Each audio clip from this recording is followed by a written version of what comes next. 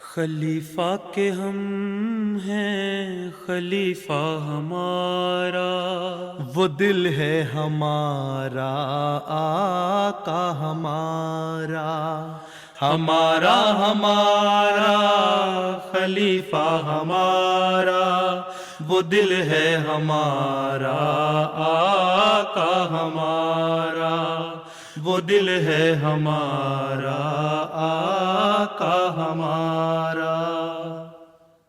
Assalamu alaikum et bienvenue à l'émission cette semaine avec le Calife. Nous sommes ravis de vous présenter les points forts de deux rencontres virtuelles avec des Nasserat et des Lajna de l'Allemagne. Sa Sainteté le Calife a aussi rencontré une délégation de la Khuddam al-Ahmadiyya du Royaume-Uni avant qu'il ne parte pour un voyage consacré au tablir en Argentine. Nous débutons avec la journée de samedi. Après sa rencontre avec la délégation des Khuddam, sa Sainteté le Calife a rencontré des Nasserat âgés entre 10 et 12 ans. Le week-end dernier, sa Sainteté le Calife, qu'Allah soit son soutien, a tenu deux rencontres virtuelles avec des Nasserat et des Lajna de la Jama de l'Allemagne. Avant la première rencontre virtuelle, sa Sainteté le Calife a également rencontré une délégation de la Majlis Khuddam al-Ahmadiyya du Royaume-Uni avant qu'il ne parte pour un voyage consacré au tablir en Argentine. Sa Sainteté le Calife a dirigé une prière silencieuse. Ensuite, il a prodigué aux Khuddam des conseils pour qu'ils atteignent leur objectif.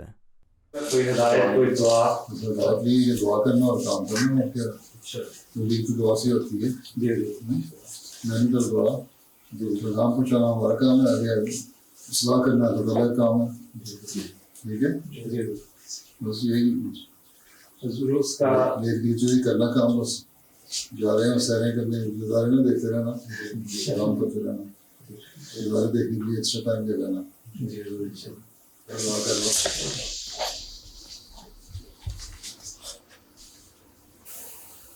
آمین۔ مسیح وسلم نے فرمایا ہے شعر میں ہر طرف آواز دینا ہے ہمارا کام آج، جس کی فطرت دے کے آئے گا وہ انجام پر، ہمارا کام اتنا ہی ہے، کوشش کریں باقی دعا کرنی ہے تو دعاؤں پہ زور دینا ہے، موضوع کے علاوہ نفل بھی پڑھتے رہنا، تبلیغ کرنے جا رہے تھے بڑے ضروری ہیں، اور ذکر الہی بھی کرتے رہنا، ٹھیک ہے۔ Après sa rencontre avec les Khuddam, sa Sainteté le Calife a rencontré les Nasserat de l'Allemagne âgés entre 10 et 12 ans. Elles étaient rassemblées à la mosquée Beit Soubou à Francfort. Après la tilawa et une courte session formelle, les Nasserat ont pu poser des questions à sa Sainteté le Calife. السلام میرا سوال ہے کیا انشاءاللہ تعالی جماعت کی کتب نابینا لوگوں کے لیے برائے زبان میں مہیا ہوگی؟ جزاک اللہ۔ ہاں انشاءاللہ وقت گزرے گا، جس طرح جماعت ترقی کر رہی ہے تو یہ بھی مہیا ہو جائیں گے انشاءاللہ تعالیٰ۔ قرآن کریم پڑھنا آتا ہے؟ جی آتا ہے، لیکن مجھے تو میں ایسے پڑھتی ہوں، نارمل آتا تو ہے اور میں حفظ بھی کر رہی ہوں۔ اچھا ماشاءاللہ۔ جزاک اللہ۔ تو نے کاغذ رکھا ہوا آگے تمہیں نظر آتا ہے ویسے؟ جی وہ میں آئی پیڈ سے پڑھتی ہوں۔ اچھا ٹھیک ہے، مہیا ہوں گی انشاءاللہ تعالیٰ، وقت آئے گا تو، ابھی تو پرنٹ میں بھی پوری طرح نہیں آئیں، ٹھیک ہے انشاءاللہ کوشش کریں گے۔ السلام علیکم حضور، میرا آپ سے سوال ہے کہ انسان ہر کام حکمت سے کرنے کے لیے حکمت کیسے سیکھ سکتا ہے؟ حکمت کیا چیز ہے؟ حکمت ہوتا ہے عقل، ہیں؟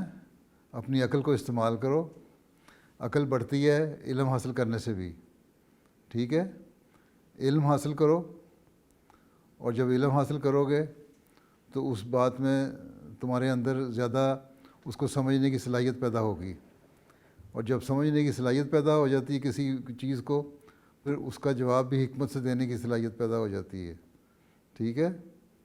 اس لیے حکمت یہ ہے کہ ماحول کے مطابق عقل سے جواب دینا. ایک سوال ہے کوئی لڑ رہا ہو تمہارے سے، اس کا جواب اگر تم سختی سے دو اور سخت لہجے میں دو اور وہ ناراض ہو جائے اور تمہارے سے لڑائی کرنے لگ جائے تو وہ حکمت نہیں ہے. لیکن وہی جواب اگر تم نرمی سے دو اور پیار سے اور سمجھا کے دو تو وہ حکمت ہے. ٹھیک ہے؟ تو اللہ تعالیٰ نے جو ہمیں عقل دی ہوئی ہے نا، اس سے فیصلہ کرنا چاہیے کہ میں نے اس کا جواب کس طرح دینا ہے. اور وہ اسی صورت میں ہو سکتا ہے جو تمہارا علم بھی اچھا ہو. ٹھیک ہے؟ اگر تم زبردستی کسی کو کہو کہ دیکھو تم پردہ نہیں کرتی، اللہ تعالیٰ کے حکموں کو عمل نہیں کرتی، تو اللہ تعالیٰ تمہیں سزا دے گا، جہنم میں ڈالے گا. اس کو غصہ آ جائے گا، تم کون ہوتی ہو مجھے سزا کہنے والی، اللہ نے فیصلہ کرنا ہے، میرا معاملہ اللہ کے ساتھ ہے.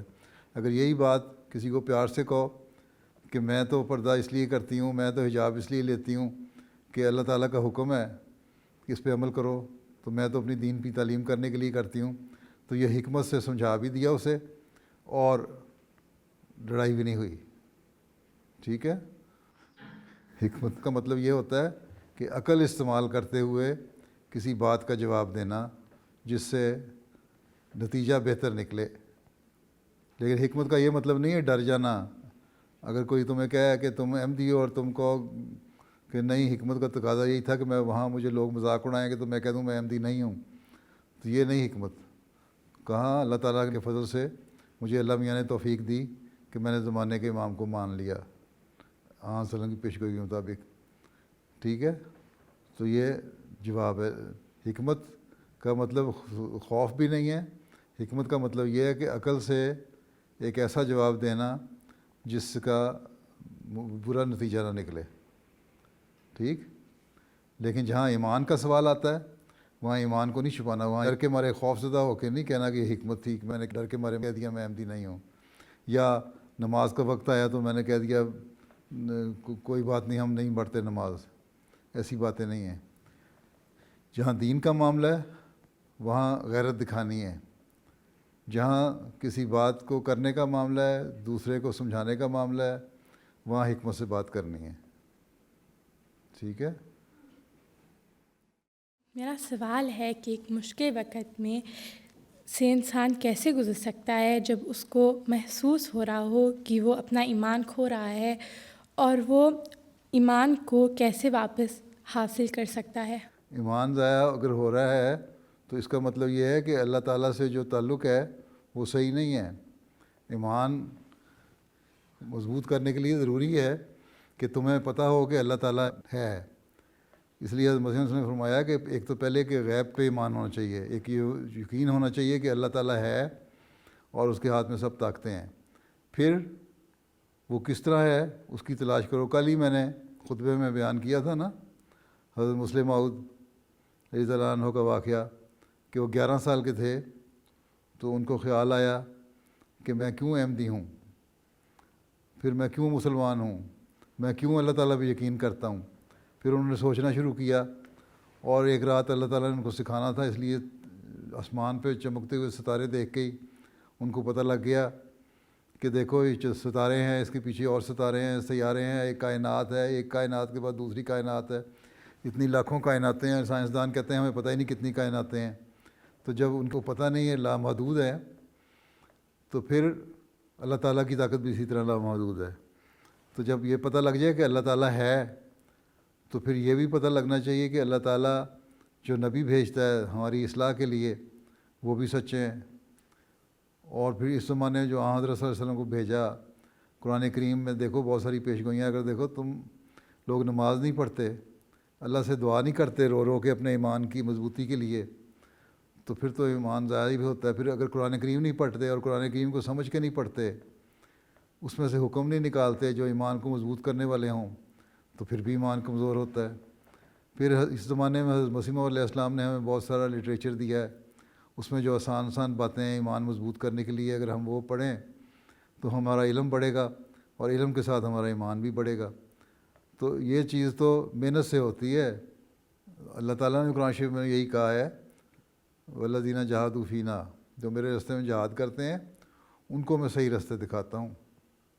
تو جہاد کا مطلب یہی کوشش کرنی پڑتی ہے ایمان کو لانے کے لیے، اور کوشش یہی ہے کہ اللہ تعالیٰ سے دعا کرو اور اپنا علم بڑھانے کی کوشش کرو، اور قرآن کریم میں جو حکم ہے اللہ کے ان کو سمجھنے کی کوشش کرو.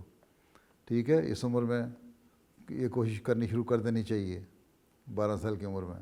ٹھیک ہے. حضور، میرا سوال ہے کہ وہ کون سی نظم ہے جو آپ کو بہت پسند ہے اور آپ اکثر سنتے ہیں؟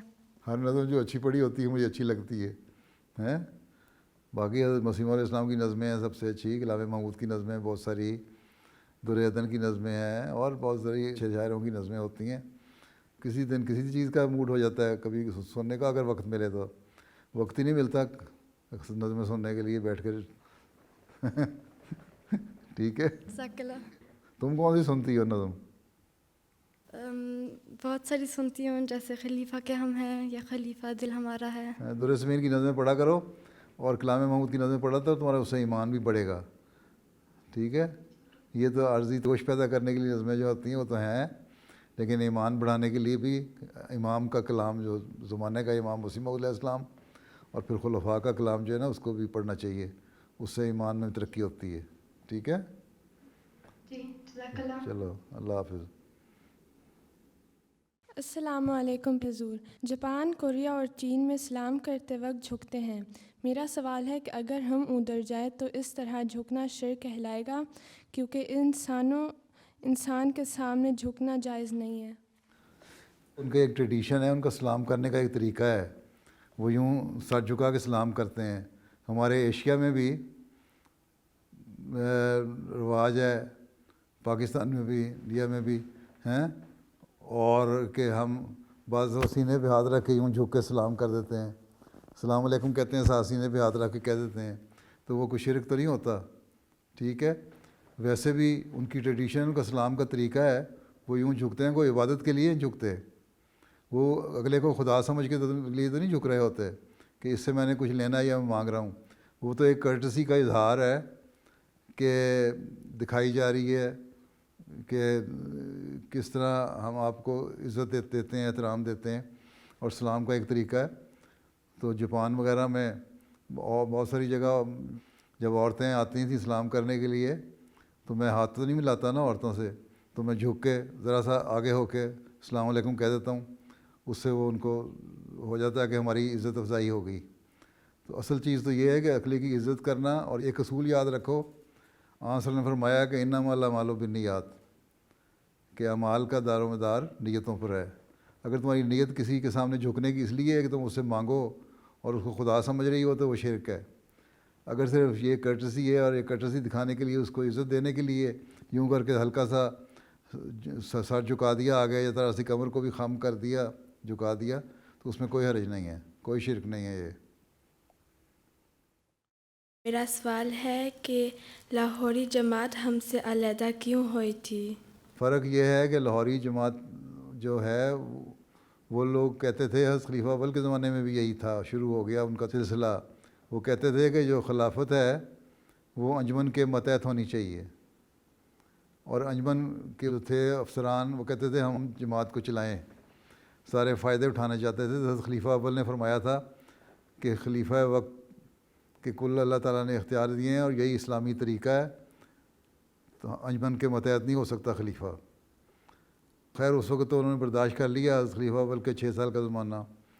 لیکن پھر جب خلافت ثانیہ کا انتخاب ہوا تو پھر جو بڑے بڑے مولوی تھے عہدیدار جماعت کے، انہوں نے کہا خلافت نہیں ہونی چاہیے.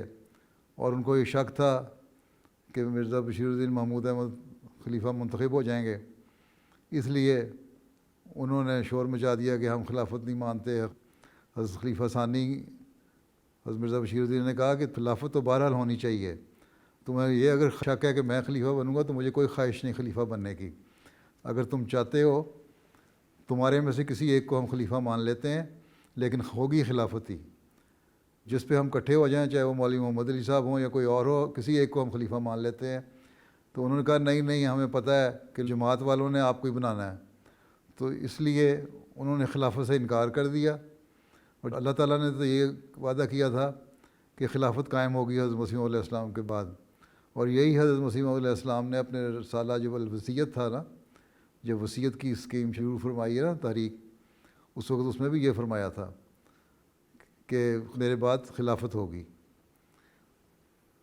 اس لیے خلافت تو بہرحال قائم ہونی تھی۔ اللہ علیہ وسلم نے بھی یہی فرمایا تھا، آپ کی حدیث بھی یہی ہے کہ خلافت قائم ہوگی، لیکن یہ لوگ خلافت کو ماننے کو تیار نہیں تھے، اس لیے یہ لوگ علیحدہ ہو کے لاہور چلے گئے اور وہاں جا کے انہوں نے اپنی جماعت بنا لی، اور جتنا جماعت کا خزانہ تھا، پیسے تھے، وہ بھی ساتھ لے گئے، بہت سارے بڑے بڑے علماء ان کے ساتھ چلے گئے، لیکن اللہ تعالیٰ نے کیونکہ خلافت کی حفاظت کرنی تھی، اس لیے ان کی جماعت تو کچھ عرصے کے بعد آہستہ آہستہ ختم ہوتے ہوتے اب بالکل ختم ہی ہو چکی ہے، لیکن جماعت احمدیہ جو خلافت کے ساتھ تھی، جس کا خلافت سے تعلق تھا، وہ بڑھ رہی ہے اور بڑھتی چلی جا رہی ہے، اور دنیا کے اب 212 ملکوں میں پہنچ چکی ہے۔ تو اختلاف یہاں ہوا تھا کہ وہ لوگ جو تھے بڑے علماء، وہ کہتے تھے کہ ہم افسران جو ہیں ہمارے پاس سارے اختیار ہوں اور خلیفہ وقت کے پاس کوئی اختیار نہ ہو، بلکہ خواہش ان کی یہ تھی کہ خلیفہ ہو ہی نہ، صرف انجمن ہو۔ اس لیے اس کو بات کو مانا نہیں خلیفہ ثانی نے اور نہ جماعت کے ممبران نے، اور اس کے بعد ناراض ہو کے وہ لاہوری جماعت لاہور چلی گئی لوگ، اور لاہور جا کے انہوں نے اپنے ایک جماعت علیحدہ قائم کر لی، جس کو پیغامی بھی کہتے ہیں، لاہوری بھی کہتے ہیں، غیر مبائی بھی کہتے ہیں، جنہوں نے خلافت کی بیعت نہیں کی۔ لیکن اب دیکھ لو آہستہ آہستہ وہ لوگ جو بڑے بڑے لوگ تھے اور سمجھتے تھے کہ قادیان ختم ہو جائے گا، کہا کرتے تھے اب قادیان میں کچھ بھی نہیں رہے گا، اس کی اینٹ سے اینٹ بچ جائے گی، لیکن قادیان تو ترقی کرتا گیا، اور جو ہجرت ہوئی تو اس کے بعد پھر اللہ تعالیٰ نے پاکستان میں بھی مرکز دے دیا، پھر دنیا میں اور جگہ جماعتیں بننی شروع ہو گئیں، لیکن وہ پیغامی جو ہیں وہ چند ایک جگہ پہ ہی ہیں۔ اب ایک برلن میں تمہارے جرمنی میں ان کی مسجد ہے، جو پرانی سب سے بڑی مسجد ہے، لیکن اس مسجد میں ان کو تو امام بھی کوئی نہیں ملتا نماز پڑھانے کے لیے، بڑی مشکلوں سے کبھی کوئی آتا ہے 2 مہینے 3 مہینے کے لیے پھر چلا جاتا ہے، جبکہ ہماری مسجد برلن بن گئی ہے، آباد رہتی ہے، ٹھیک ہے۔ جب میں وہاں گیا ہوں برلن، میں ان کی مسجد دیکھنے بھی گیا تھا، اس وقت وہاں امریکہ سے ایک لڑکا سا آیا ہوا تھا، وہ کہتا تھا میں ان کا امام ہوں اور میں عارضی طور پہ آیا ہوں یہاں، نہ اس میں اماموں والی کوئی بات تھی، نہ کوئی دینی علم پڑھا ہوا تھا، لٹریچر بھی مسلموں کی کتابیں بھی شائع کرتے ہیں، لیکن بس کیونکہ اب ان کے پاس پیسہ ہے تھوڑا بہت لٹریچر شائع کر لیتے ہیں، چند ایک وہ رہ گئے ہیں، چند 100 ہوں گے ان کے ماننے والے، لیکن جماعت احمدیہ جو خلافت کے ساتھ ہے وہ بڑھتی چلی جا رہی ہے۔ تو وہاں مسجد میں بھی میں نے دیکھا ہر طرف کوئی پرسان حال نہیں تھا، بڑا برا انتظام تھا، مسجد کی صفائی بھی کوئی نہیں ہوئی تھی، لیکن جماعت احمدیہ دیکھ لو جرمنی میں بھی نئی نئی مسجدیں بنا رہی ہے اور ترقی بھی کر رہی ہے، یہ خلافت کی وجہ سے ہی ہے۔ اور اسی طرح دنیا کے دوسرے ملکوں میں، افریقہ میں، ایشیا میں، آسٹریلیا میں، جزائر میں، امریکہ میں، یورپ میں، ہر جگہ جماعت ترقی کر رہی ہے، ٹھیک ہے۔ تو وہ لوگ خلافت کے انکاری تھے، اس لیے چلے گئے، اور اس کا نقصان بھی انہوں نے دیکھ لیا۔ اب ان میں سے بہت سارے ایسے ہیں جو اس بات کو مانتے ہیں کہ ہم نے خلافت کو چھوڑ کے غلطی کی، اور اب ان میں سے پیغامیوں میں سے فجی میں گیا ہوں تو وہاں مجھے ملنے بھی آئے تھے بعض، اور انہوں نے بیعت بھی کی ہے۔ وہاں اسی طرح نیوزی لینڈ میں آئے تھے، انہوں نے بیعت کی۔ تو آہستہ آہستہ لوگ ان میں سے جن کو سمجھ آ رہی ہے احمدی ہوتے بھی گئے اور خلافت کے سائے تلے آ گئے، ٹھیک ہے۔ حدیث سے پتہ چلتا ہے کہ جب حضور صلی اللہ علیہ وسلم پر وحی نازل ہوتی تھی تو ایسی کیفیت ہو جاتی تھی کہ باوجود سردی کے موسم میں آپ کو پسینہ آ جاتا تھا۔ میرا سوال یہ ہے کہ ایسی کیفیت کیوں ہوتی تھی، اور کیا اس وقت آپ جسمانی تکلیف بھی محسوس فرماتے تھے، اور کیا جب حضرت مسیح موعود علیہ السلام پر الہام ہوتے تھے تو آپ کی بھی ایسی ہی کیفیت ہوتی تھی؟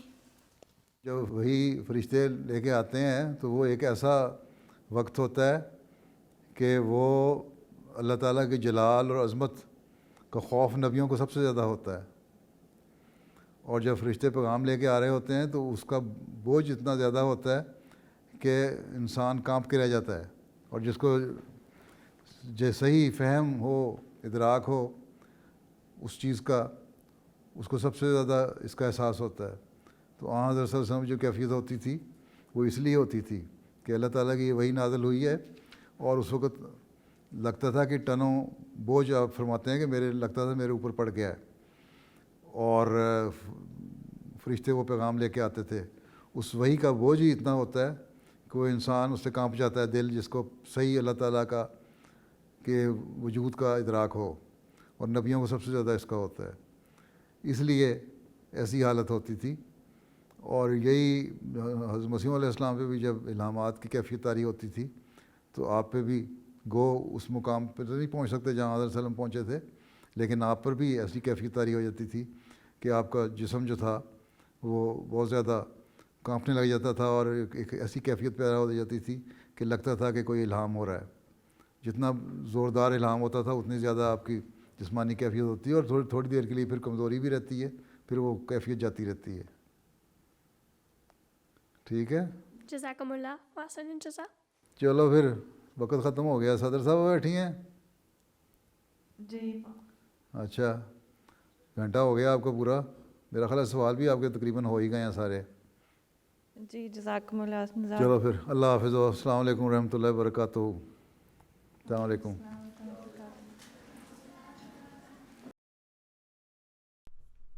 Le jour suivant, les membres de la Lejna Imaïla de l'Allemagne ont tenu une rencontre virtuelle avec Sa Sainteté le Calife, qu'Allah soit son soutien. Une fois de plus, les participantes ont pu poser des questions à Sa Sainteté le Calife. میرا سوال ہے کیا اسلام پہ اعتراض کیا جا سکتا ہے؟ اسلام پہ اعتراض کیا تو اتنے غیر مسلم اسلام پہ اعتراض نہیں کرتے. مطلب کہ اسلام پہ کرٹیزم کیا جا سکتا ہے, اس کو کرٹیسائز کیا جا سکتا ہے. سوال یہ ہے سوائے مسلمانوں کے بہت سارے لوگ ایسے ہیں جو اسلام کو کرٹیسائز کرتے ہیں نا. ٹھیک ہے, ہاں اگر تم کہو کہ ایک مسلمان اسلام پہ اعتراض کر سکتا ہے کہ نہیں, تو تمہارے اندر جو سوال پیدا ہوتے ہیں ان کو تمہیں حل کرنے کی کوشش کرنی چاہیے. اللہ تعالیٰ نے 5 وقت نمازیں رکھی ہیں, تمہارے دل میں خیال پیدا ہوتا ہے یہ 5 نمازیں کیوں ہیں, اس کا حل تلاش کرو. روزے کیوں ہیں, اس کا حل تلاش کرو. اب تو سائنسدان بھی کہنے لگے ہیں کہ روزے جو ہے یہ بڑے فائدہ مند چیز ہیں, نمازیں جو ہیں یہ ریگولیٹ کرتی ہیں, ڈسپلن کرتی ہیں انسان کو.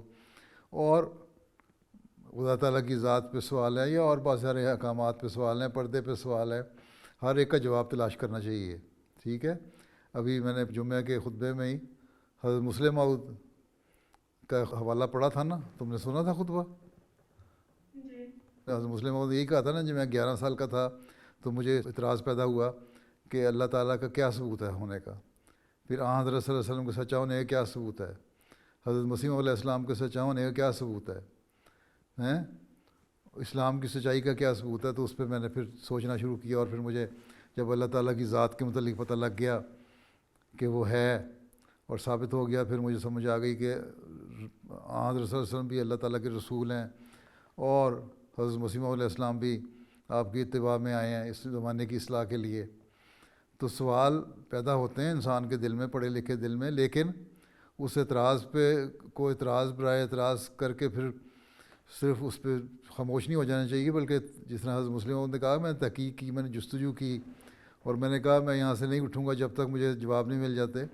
تو وہ جستجو بھی ہونی چاہیے. اگر تمہیں اسی دن جواب نہیں ملتے, اگلے دن پھر سوچو, پھر لوگوں سے پوچھو, پھر لٹریچر پڑھو. اب تو لٹریچر بھی اتنا موجود ہے جماعت احمدیہ میں اللہ کے فضل سے, اس زمانے میں تو نہیں تھا کہ اس کے سوالوں کے جواب تمہیں آسانی سے مل سکتے ہیں. اگر تمہارے ذہن میں سوال اٹھتا ہے اسلام کے بارے میں یا اسلام کے کسی حکم کے بارے میں, تو معین کر کے کیا پوچھنا چاہتی تھی یہ کہ کسی مسلمان کے دل میں اسلام کے متعلق کوئی سوال اٹھ سکتا ہے کہ نہیں, یہ کہنا چاہتی تھی؟ جی حضور. ہاں یہ کہو نا, کچھ ڈر کے کوئی سوال کرتی ہو, کھل کے سوال کرو. کیا ہم اسلام کی تعلیم پر کوئی اعتراض کر سکتے ہیں؟ سوال یہ بناؤ کہ ہم اسلام کی تعلیم کو جس کی سمجھ نہ آئے اس کے متعلق سوال کر سکتے ہیں کہ یہ کیوں ہے, یا یہ میرے نزدیک غلط ہے, تمہارے نزدیک غلط ہے, تو اس کا صحیح حل تلاش کرو. اس کے لیے جن کو علم ہے اس سے پوچھو, تمہارے مربی ہیں, تمہاری پڑھی لکھی عورتیں ہیں, یا تم سمجھ نہیں آتی تو پھر مجھے سوال لکھ کے بھیج سکتی ہو کہ یہ سوال ہے, اس کا کیا مطلب ہو سکتا ہے. دین تو وہی ہوتا ہے نا کہ جس کی سمجھ بھی آئے، تبھی انسان صحیح طرح دین پہ عمل بھی کر سکتا ہے۔ اگر صرف اس لیے دین کو مان لیا کہ میرے اماں ابا احمدی مسلمان تھے تو میں بھی احمدی مسلمان ہوں، تو اس کا تو کوئی فائدہ نہیں جب تک تمہیں خود پتہ نہ لگے کہ احمدیت کیا چیز ہے، حضرت مسیح علیہ السلام کا کیا دعویٰ ہے، حضرت صلی اللہ علیہ وسلم کیا شریعت لے کے آئے تھے، قرآن کریم کے کیا حکم ہے، اللہ تعالیٰ کیا چاہتا ہے اپنے بارے میں۔ یہ ساری چیزیں جب تک تمہیں پتہ نہ لگیں تم پکی مسلمان احمدی بن ہی نہیں سکتی۔ اس لیے سوال پڑھے لکھے کے ذہن میں اٹھتے ہیں، ضرور اٹھنے چاہیے، لیکن اس پہ ضدی ہو کے اس کو چھوڑنا نہیں چاہیے، بلکہ اس کا حل تلاش کرنا چاہیے، اور اس وقت تک نہ چھوڑو جب تک اس کا حل نہ مل جائے۔ ٹھیک ہے نا؟ جی جزاک اللہ۔ السلام علیکم ورحمۃ اللہ وبرکاتہ۔ حضور، میرا سوال ہے کہ ہم کیا عمل کریں کہ ہمارے اندر عاجزی اور انکساری پیدا ہو؟ اپنے آپ کو عاجز سمجھو۔ ایک تو اللہ تعالیٰ سے 5 وقت کی نمازوں میں دعا کیا کرو کہ اللہ تعالیٰ میرے اندر تکبر نہ پیدا کرے، کیونکہ اللہ تعالیٰ کہتا ہے میں تکبر کو نہیں پسند کرتا۔ اس لیے اللہ تعالیٰ سے ہمیشہ دعا مانگنی چاہیے کہ اللہ تعالیٰ ہمیں تکبر سے بچا کے رکھے۔ ٹھیک ہے؟ تو اور پھر جو لوگوں سے ملو اچھے اخلاق دکھا کے ملو، سلام کرو ہر ایک کو، ٹھیک ہے، اور ہر ایک سے ہنس کے مسکرا کے بات کرو، ٹھیک ہے، اور بہرحال یہ دیکھو کہ میں احمدی ہوں، احمدی مسلمان ہوں، میں نے اللہ تعالیٰ کے حکموں پر عمل کرنا ہے اور اللہ تعالیٰ کو خوش کرنا ہے۔ ٹھیک ہے؟ جی ٹھیک ہے، جزاک اللہ۔ میرا سوال ہے، اللہ تعالیٰ کی مرضی کے بغیر کچھ نہیں ہوتا، پھر بھی احمدیوں پر کیوں ظلم ہوتا ہے؟ اچھا یہ بتاؤ کہ اللہ تعالیٰ کیا کہتا ہے، اللہ کا سب سے پیارا نبی کون تھا؟ حضرت محمد صلی اللہ علیہ وسلم۔ حضرت محمد صلی اللہ علیہ وسلم۔ تو کیا مکے میں آپ پہ 13 سال ظلم نہیں ہوتے رہے؟ جی ہوتے رہے۔ اس کے بعد پھر جب مدینہ آئے تو وہاں بھی بہت ساری مشکلات کا ہی سامنا کرنا پڑا نا، ٹھیک ہے۔ پھر جب فتح مکہ ہوئی اس کے بعد بھی تو پھر ظالموں نے حملہ کیا، اس کے بعد بھی جنگ ہوتی رہی، پھر منافقین بھی سر اٹھاتے رہے، ٹھیک۔ پھر خلفائے راشدین آئے، ان کے زمانے میں بھی ظلم ہوتے رہے، جہاں جہاں تھوڑے سے مسلمان ہوتے تھے ان پہ ظلم ہوتے رہے، ٹھیک ہے۔ تو اللہ تعالیٰ قرآن شریف میں کہتا ہے میں لوگوں کو آزماتا ہوں، دیکھتا ہوں کہ تمہارا ایمان کتنا ہے، مضبوط ہے، ٹھیک ہے۔ تمہارے پہ جو ظلم ہوتا ہے، زیادتی ہوتی ہے، اور تم پھر بھی اللہ تعالیٰ کو نہیں بھولتے اور لوگوں سے نہیں ڈرتے اور صرف اللہ کا خوف رکھتے ہو دل میں، تو پھر اللہ تعالیٰ تمہیں ریوارڈ دیتا ہے۔ یہ دنیا جو ہے یہاں بھی دے دیتا ہے اور اگلے جہان میں بھی ریوارڈ دیتا ہے۔ اب دیکھو تم لوگ یہاں بیٹھے ہوئے ہو، تمہارے والدین پہ، ماں باپ پہ اگر ظلم ہوئے پاکستان میں تو وہاں سے آ گئے، وہاں اگر ظلم برداشت کر کے آئے اور اپنی دولت یا روپیہ لٹا کے آئے اور تم لوگوں کو نقصان پہنچایا گیا، کاروبار جلائے گئے، تو یہاں آ کے اللہ تعالیٰ نے اور بے شمار دے دیا، اس سے بڑھ کے دے دیا، ٹھیک ہے۔ ظلم کرنے والے ایک وزیر اعظم نے کہا کہ میں احمدیوں کے ہاتھوں میں کشکول پکڑا دوں گا، ٹھیک ہے، بھیک مانگیں گے، پیالہ لے کے لوگوں سے پیسے مانگا کریں گے، احمدی آج کل بڑے کرتے ہیں، ایسا ان کا حال کروں گا۔ وہ حال کیا ہوا، اس کو تو اللہ تعالیٰ نے مار دیا، اور اس کے اپنے جرنیل نے اس کو پھانسی لٹکا دیا، ٹھیک ہے۔ اور احمدی جن کے ہاتھوں میں کشکول پکڑانا تھا آج دنیا میں پھیلے ہوئے ہیں، اور اللہ کے فضل سے جماعت ترقی بھی کر رہی ہے، اور ہر جگہ ہم مسجدیں بھی بنا رہے ہیں، مشن بھی بنا رہے ہیں، تبلیغ بھی کر رہے ہیں، اور ذاتی طور پہ بھی احمدی بہتر حالات میں ہو رہے ہیں۔ تو اللہ تعالیٰ آزماتا ہے دیکھنے کے لیے تمہارے اندر کتنا ایمان ہے۔ تو ظالموں کو تو اس ظلم کا سزا دے دیتا ہے، ساتھ تم لوگوں کو بھی آزماتا ہے اور دیکھتا ہے، اور اس دنیا میں بھی جزا دیتا ہے اور اگلے جہان میں بھی جزا دیتا ہے، ٹھیک ہے۔ اور یہ ہمیشہ ہر نبی کے ساتھ آیا، ہر نبی پہ ظلم ہوا، ہر نبی کی جماعت پہ ظلم ہوا، لیکن اللہ تعالیٰ آخر میں ان کو بچا لیتا ہے اور ان کو کامیاب کرتا ہے، ٹھیک ہے۔ ٹھیک ہے، جزاک اللہ حضور۔ السلام علیکم۔ میرا سوال ہے کہ حضرت محمد صلی اللہ علیہ وسلم کے خلاف جو اسکول کی کتابوں میں خاکے چھپے ہیں ان کے خلاف ہم کیا کر سکتے ہیں؟ تم ان کو بتاؤ کہ اس طرح اگر ایک دوسرے کے مذہب کے جو لیڈر ہیں، جو مذہبی فاؤنڈر ہیں کسی مذہب کے، یا نبی ہیں یا رسول ہے، ان کے خلاف اگر ہم بولیں گے تو اس طرح ہمارے امن اور سلامتی قائم نہیں رہ سکتی اسکول میں یا معاشرے میں۔ بے شمار جگہ میں نے لیکچر دیے ہوئے ہیں، اگر تم میرے پاتھ وے ٹو پیس پڑھو، اس میں بھی تمہیں بہت ساری باتیں پتہ لگ جائیں گی۔ وہ تم میری کتاب پڑھ سکتی ہو، جرمن زبان میں بھی چھپی ہوئی ہے۔ اسی طرح آن وسلم پہ اوپر جو خاکے چھاپے ہیں اس پہ بھی میں نے خطبات دیے ہوئے تھے بہت سارے، ان کو بھی پڑھو کہ اس طرح امن نہیں قائم رہ سکتا ہے دنیا میں امن قائم رکھنا ہے تو ہمیں آپس میں ایک دوسرے کے جذبات کا خیال رکھنا چاہیے، ٹھیک ہے؟ اگر کوئی کسی کے ماں باپ کو برا کہے تو لڑائی ہو جائے گی نا، تو حضرت صلی اللہ علیہ وسلم تو ہمیں اپنے ماں باپ سے بھی زیادہ پیارے ہونے چاہیے، ٹھیک ہے؟ اس لیے ان سے کہو کہ دیکھو میں اس طرح تمہارے سے خوش نہیں رہ سکتی، اس لیے امن قائم رکھنا ہے، آپس میں محبت اور پیار سے رہنا ہے، تو ہمیں عزت و احترام سے رہنا پڑے گا۔ انہوں نے کہنا لیکن ہم حضرت عیسیٰ کا عزت کرتے ہیں، حضرت موسیٰ کی عزت کرتے ہیں، ہم سارے نبیوں کی عزت کرتے ہیں، ہم سارے نبیوں کو مانتے ہیں، اور یہی ہمیں حضرت صلی اللہ علیہ وسلم نے سکھایا تاکہ دنیا میں امن اور پیار قائم ہو۔ تم لوگ اگر ایسی باتیں کرو گے تو امن نہیں قائم رہ سکتا، اور ہمارے جذبات جو ہیں وہ ان کو تم ہرٹ کر رہے ہوگے، ٹھیک ہے؟ اچھا تمہارا ہو گیا مسئلہ حل؟ چلو جاؤ بیٹھو، جزاکم اللہ خیر۔ چلو پھر اللہ حافظ ہو۔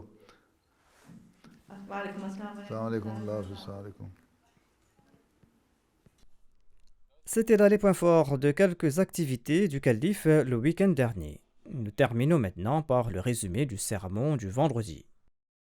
Dans son dernier sermon du vendredi, Sa Sainteté le Calife, qu'Allah soit son soutien, a poursuivi sa série sur le calife Abu Bakr radhiyallahu anhu. Vers la fin, Sa Sainteté le Calife a demandé aux Ahmadis de prier en raison de la situation mondiale. موجودہ جو دنیا کے حالات ہیں اس بارے میں بھی دعا کے لیے کہنا چاہتا ہوں، انتہائی خطرناک ہو چکے ہیں اور ہو سکتے ہیں بڑھتے جا رہے ہیں۔ یہ صرف ایک ملک نہیں بلکہ بہت سے ممالک اس میں شامل ہو جائیں گے اگر یہ اسی طرح بڑھتا رہا، اور پھر اس کا اثر نسلوں تک رہے گا، اس کی خوفناک انجام کا۔ خدا کرے کہ لوگ خدا تعالیٰ کو پہچاننے والے ہوں اور اپنی دنیاوی خواہشات کی تسکین کے لیے انسانوں کی جانوں سے نہ کھیلیں۔ بہرحال ہم تو دعا کر سکتے ہیں اور کرتے ہیں، سمجھا سکتے ہیں اور سمجھاتے ہیں، اور ایک عرصے سے ہم یہ کام کر رہے ہیں، لیکن بہرحال ان دنوں میں خاص طور پر احمدیوں کو بہت دعا کرنی چاہیے۔